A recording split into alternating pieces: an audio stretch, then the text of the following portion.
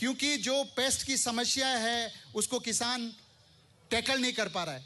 मुझे ऐसे लगता है कि आंध्र प्रदेश के अंदर सरकार को रिसर्च एंड डेवलपमेंट के ऊपर बहुत जोर देना पड़ेगा।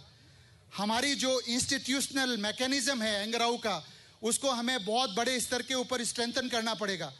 हमें टेक्नोलॉजी का प्राइवेट सेक्टर के साथ पार्टनरशिप करना पड़ेगा। हमें वैल्यू चेन को डेवलप करने के लिए जो कोल्ड स्टोरेज फैसिलिटीज़ की समस्याएं आ रही है उसको बहुत बड़े तरीके से स्ट्रेंथन करना पड़ेगा।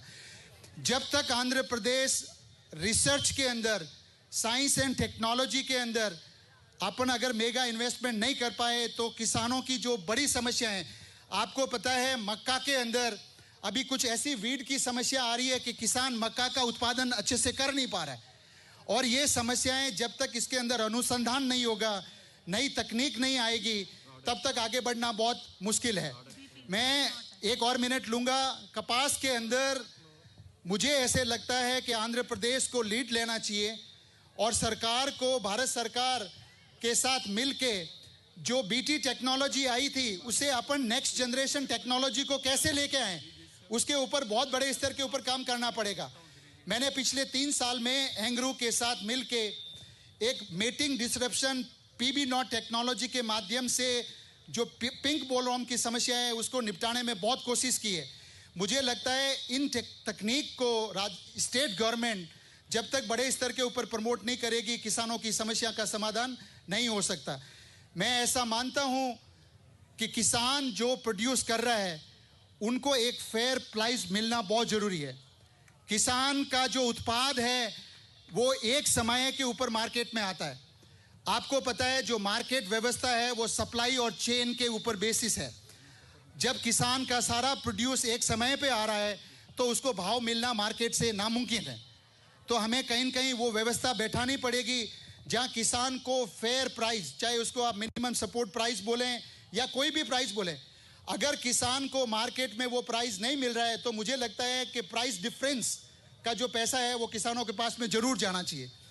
खेती और agriculture, I think it is the backbone of state of Andhra Pradesh.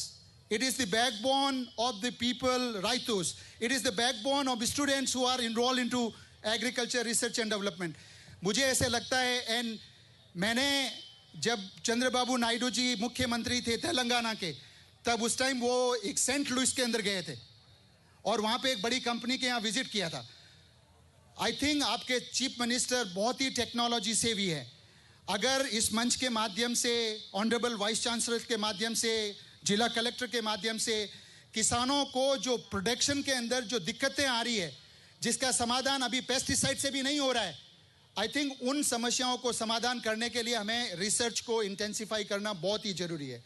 मैं सारे किसान भाइयों का, मेरे जितने भी छात्र छात्राएँ यहाँ बैठी है, उनको मेरी तरफ से और मेरे स्टेट की तरफ से और पूरी साइंटिफिक जो फर्टिनिटी है, हमारा जो साइंटिफिक समाज है, उसकी तरफ से मैं आपको I wish you all the best. और मुझे लगता है कि आज के इस प्रोग्राम के बाद Rayalaseema will rise. Thank you so much. Thank you sir. Translate fast. Bhagirath Chaudhary గారు మాట్లాడుతూ మన రాయలసీమ బాగా అభివృద్ధి చెందుతూ ఉంది, ఇంకా అభివృద్ధి చెందాలి,